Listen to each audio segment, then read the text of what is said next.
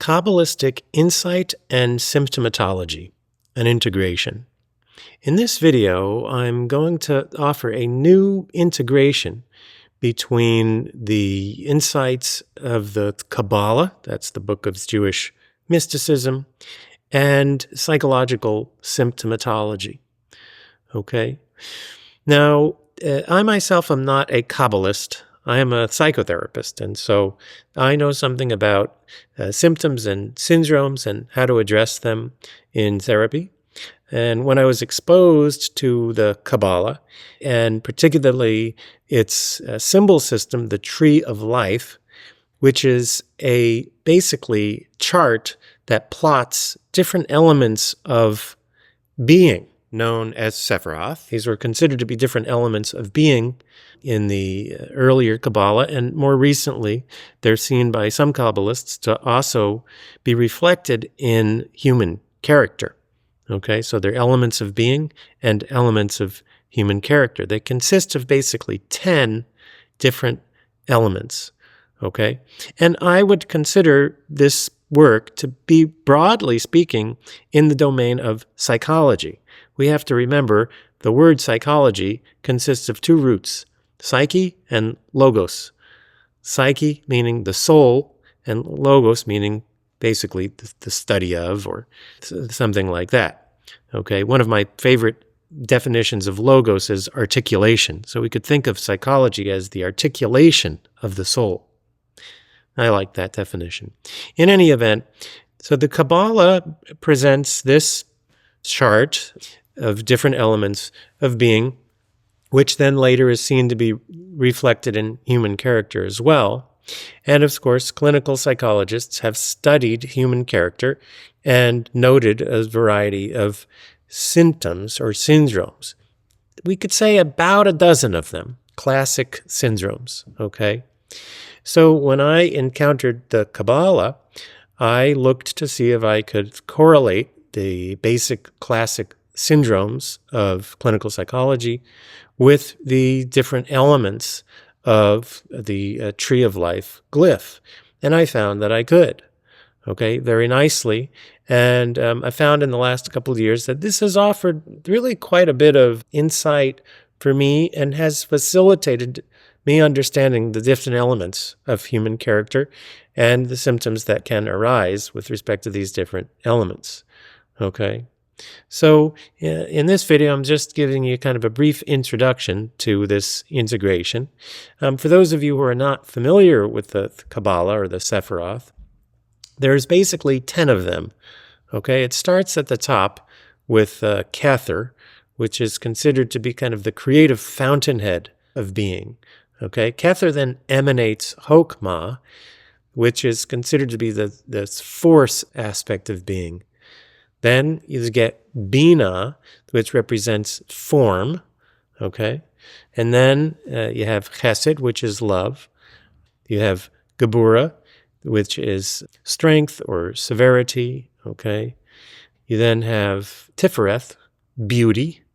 And then the next one is Netzach, which is the kind of the competitive will or the victorious push, the push for victory, for winning. And then the next one is Had, which is intelligence. Intelligence in the sense of practical intelligence, right? As in the CIA, the Central Intelligence Agency. It's practical intelligence, like street smarts kind of intelligence. That's Had. And then there's Yesod, which is the life force. We could think of it as the reproductive force, if you will. It's the evolutionary life force.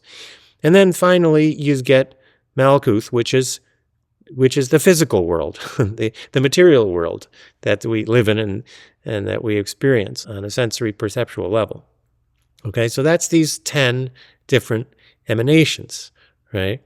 Now, above all of this are various timeless dimensions of being that transcend time and space, the Ein Sof, and the Ein Sof Or, these sort of three dimensions of nothingness and limitlessness and, three different kind of grades of that, all right?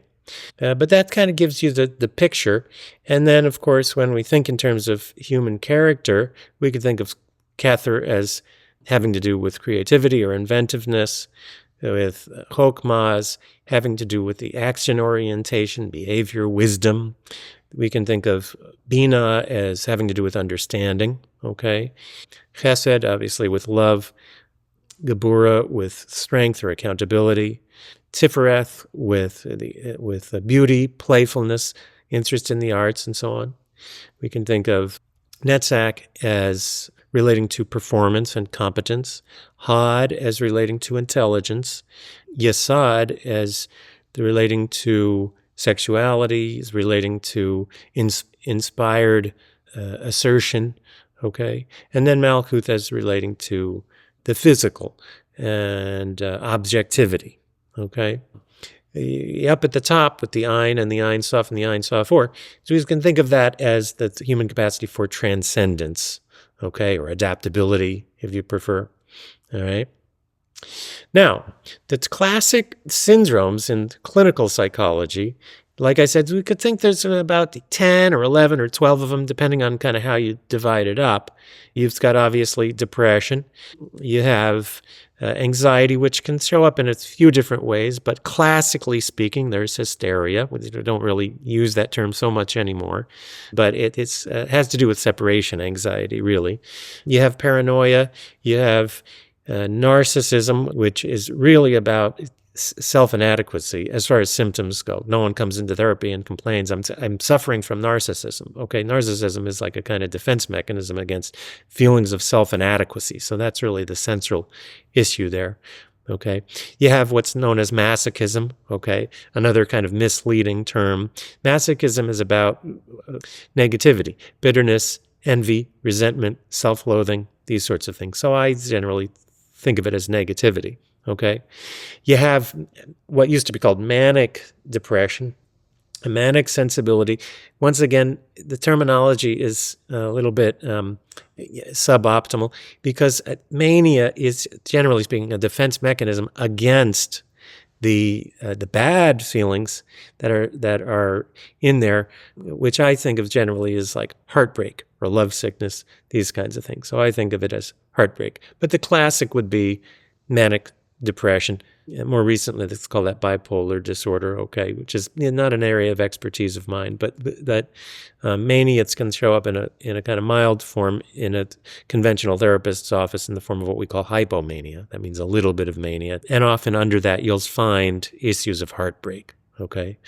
Then there's obsession, there's compulsion, there's schizoid dynamics, which is associated with the symptom of alienation, and dissociative disorders, okay? And then finally there's autism, okay?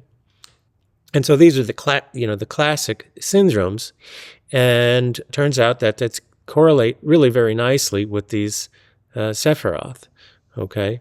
The schizoid dynamics or the alienation is connected with Kether. It's people who suffer from those dynamics tend to be very inventive and indeed organize around their inventiveness very often, okay? It's compulsion, the action orientation is associated obviously with Chokmah, and obsession with Bina, understanding, okay? Heartbreak or love sickness is associated with Chesed, love. Depression with Tifereth, okay?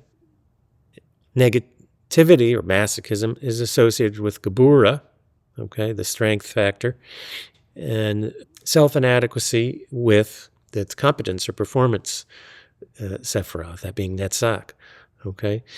You have paranoia, which is associated with the intelligence factor. Again, intelligence, like think of the CIA, okay?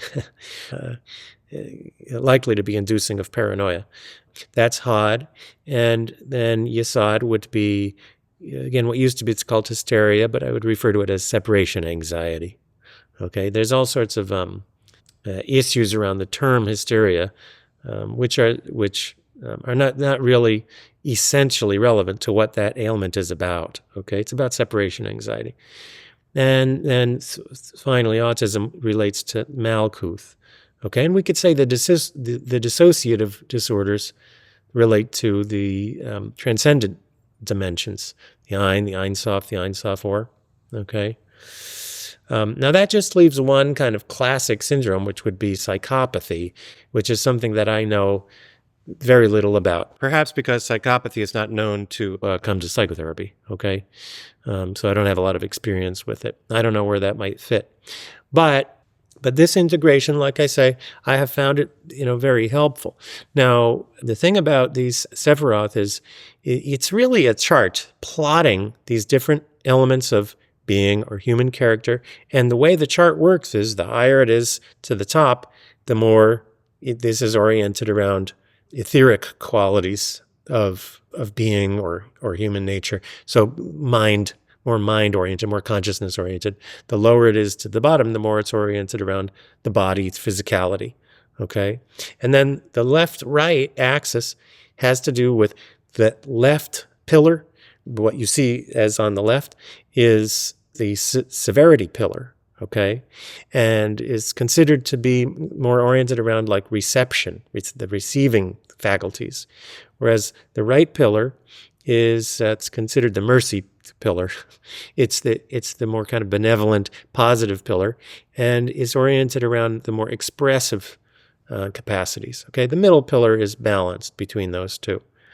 Okay, and what I've found is there's quite a lot of insight to be had. If you're thinking in terms of syndromes and character structure, having this map, this kind of Kabbalistic map, to think in terms of this just offers all sorts of insights about the relationships between the different symptoms or syndromes, how to understand the different syndromes in terms of how close they are to body, sensation, movement, these kinds of things, versus how close they are to more consciousness-oriented aspects.